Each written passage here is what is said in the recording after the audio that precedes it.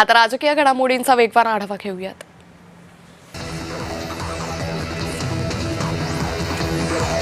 मंत्री चंद्रशेखर बावनकुळे यांच्यावर भाजपकडून नवी जबाबदारी देण्यात आली। आगामी राजस्थान विधानसभा निवडणुकीच्या भाजप संघटनात्मक सहप्रभारीपदी बावनकुळेंची नियुक्ती करण्यात आली आहे।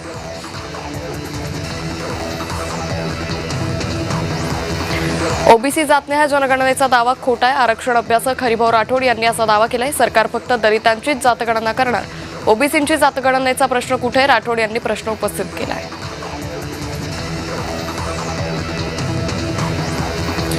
मनोज जरांगेंच्या आंदोलनाच्या भूमिकेवर ओबीसी नेते मंगेश ससाणेंनी आंदोलनाची घोषणा केली आहे। येत्या 1 सप्टेंबरला मुंबईत राज्यव्यापी आंदोलन करणार असल्याचं त्यांनी सांगितले। आंदोलनाचं स्वरूप लवकरच जाहीर करणार असून लोकशाहीच्या मार्गाने आंदोलन करणार असल्याचं ससाणेंनी स्पष्टीकरण दिलं आहे।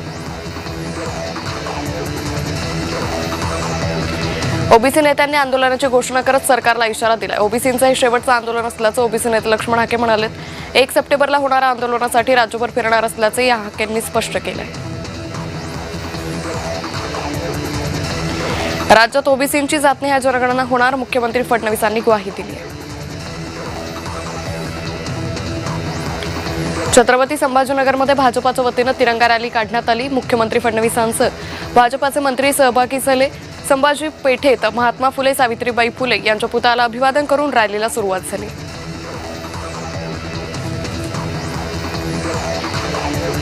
नागपुरातील कोराडी महादुला मंडळाच्या वतीनं आयोजित करण्यात आलेल्या तिरंगा रॅलीत मंत्री चंद्रशेखर बावनकुळे सहभागी झाले होते। हातात तिरंगा घेऊन मंत्री बावनकुळेंनी विद्यार्थ्यांसोबत रॅलीत सहभाग घेतला।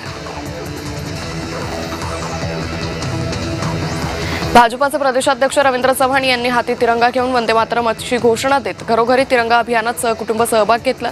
प्रदेशाध्यक्ष चव्हाण यांच्या सोशल मीडिया पेजेसवर घरोघरी तिरंगा अभियानानिमित्त विशेष प्रोफाईल पिक्चर आणि कव्हर इमेज बनवण्यात आली आहे। शिवसेना ही उद्धव ठाकरेंची आहे, त्यांचीच राहणार। निवडणूक आयोगाने आमच्यावरही अन्याय केलाय। खासदार सुप्रिया सुळे यांनी शिवसेना पक्ष चिन्हावर प्रतिक्रिया दिली आहे।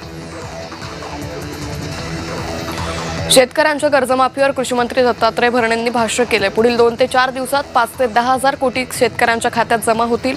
कर्जमाफीमुळे 40,585 कोटी रुपयांची रक्कम शेतकऱ्यांना लाभ मिळेल, अशी दत्तात्रय भरणेंनी माहिती दिली।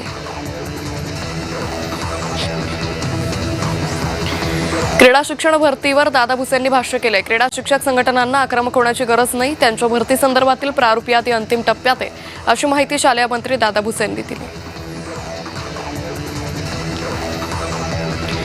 उद्धव ठाकरेंच्या कर्जमाफीसारखी आम्ही कर्जमाफी केली नाही। आम्ही विना अट 2 लाख रुपयांपर्यंत शेतकऱ्यांना कर्जमाफी दिली। मुख्यमंत्री फडणवीसांनी उद्धव ठाकरेंवर टीका केली आहे।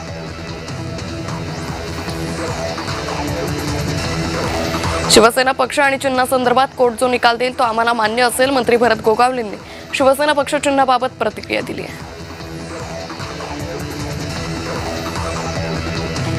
पुण्यातील केसनंद ग्रामपंचायतीच्या घनकचरा व्यवस्थापनाच्या कामात गैरप्रकार झाल्याचा आरोप भाजपनं केलाय।